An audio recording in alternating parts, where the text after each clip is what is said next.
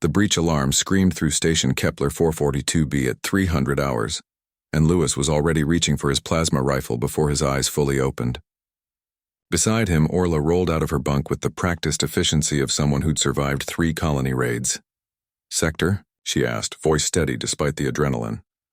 "Biodome 3, Lewis replied, checking his wrist display. "Multiple contacts. Large signatures." They both knew what that meant. The Krathax, what humanity had nicknamed the Red Dragons, had found them. The station's dim emergency lights cast everything in crimson as they sprinted down the corridor. Lewis's mind raced through scenarios, none of them good. The Krathax were apex predators from Kepler 442b's volcanic highlands. 6-limbed reptilian creatures with crystalline scales that could deflect most standard weaponry. They'd been territorial but non-aggressive until 3 weeks ago, when a survey team had accidentally stumbled into one of their nesting grounds. 2 members of that team never made it back. "We should have evacuated when we had the chance," Orla muttered. Her dark hair plastered to her forehead with sweat. "Command said the supply ship wouldn't arrive for another month," Lewis reminded her. "We'd have starved before then." They reached Biodome 3's entrance. Through the transparent aluminum viewport, Lewis could see them. 7 massive Krathax, each easily 3 meters tall, their red and orange scales glowing faintly in the grow lights. Their leader, identifiable by the distinctive scar across its snout, was the same one that had attacked the survey team. "They're not breaching," Orla observed, confusion creeping into her voice. "They're just circling," she was right. The creatures moved with purpose but not aggression, their heads low, searching for something. One of them released a low, rumbling vocalization that Lewis felt in his chest even through the reinforced walls. "That's not a war cry," he said slowly. "That's a distress call," Orla finished. Her eyes widened. "Oh no! Lewis, where are the hatchlings?" 3 days ago, they'd found 2 Krathax hatchlings near the station's perimeter, barely the size of house cats, their scales still soft and dull. They'd been weak, possibly abandoned or separated from their pack. Against regulations and probably against common sense, Lewis had brought them inside. "My quarters," he said. "I couldn't just leave them out there to die." Orla stared at him. "You've been harboring baby red dragons?" "In your room." "For 3 days, they were dying, Orla. And now their parents are here to kill us." The lead Krathax slammed its foreclaw against the biodome's outer barrier, hard enough to make the entire structure shudder. But there was something desperate in the movement, not violent. The creature's golden eyes. Lewis hadn't been close enough before to see they were actually golden, not the burning red of their scales. Scanned the interior frantically. "I'm going out there," Lewis said. "That's suicide. They're looking for their young. If I return them, maybe they'll kill you anyway," Orla interrupted. But she was already moving toward the airlock controls. "At least let me provide cover."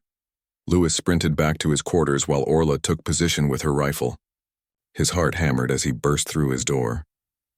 There, on his unmade bed, curled against his rumpled thermal blanket, were the 2 hatchlings. They'd grown noticeably in just 3 days, their scales beginning to harden into the characteristic crimson sheen. One of them chirped sleepily as Lewis approached, and his chest tightened with an emotion he hadn't expected to feel for alien creatures that could one day grow large enough to bite him in half. "Sorry, little ones," he whispered. "Your family's here." He fashioned a makeshift carrier from his blanket and carefully gathered both hatchlings. They squirmed but didn't resist, their tiny claws kneading the fabric. Lewis jogged back to the biodome, the weight of the hatchlings somehow both heavy and precious in his arms. Orla's face paled when she saw him cradling them. "You've been keeping them in your bed?" They were cold-blooded. "They needed warmth." "Lewis, you absolute idiot," she said. But there was something like wonder in her voice. The lead Krathax spotted them through the viewport. Its entire body went rigid.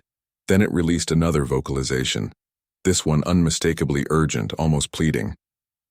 "I'm cycling the airlock," Lewis said. "Keep your weapon ready, but don't fire unless they attack." "This is insane." "Probably." The outer door hissed open, and Lewis stepped onto the rust-colored soil of Kepler 442b, the planet's thin atmosphere requiring his rebreather but little else. The 7 Krathax froze, their attention locked on the bundle in his arms.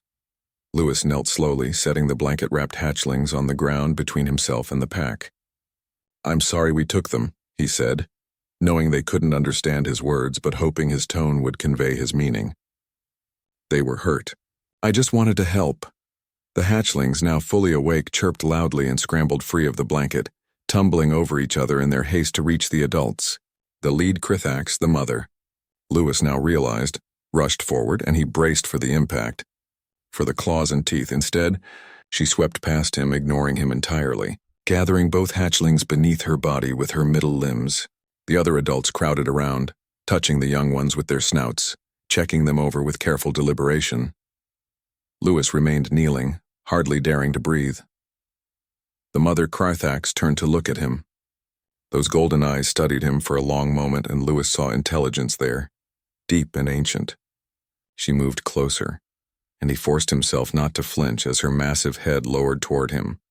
She touched her snout gently to his chest, right above his heart, and rumbled, a sound entirely different from before.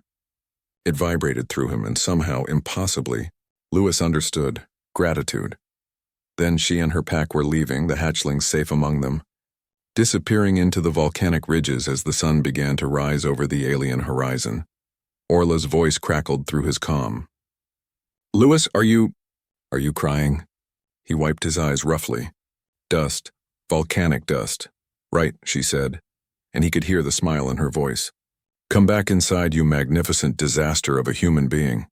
As Lewis walked back to the airlock, one of the hatchlings looked back at him, chirping once before its mother nudged it forward. Lewis raised a hand in farewell. Humanity had reached the stars expecting to conquer, to colonize, to dominate.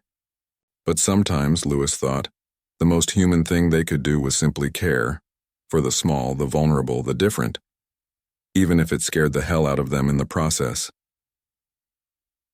ND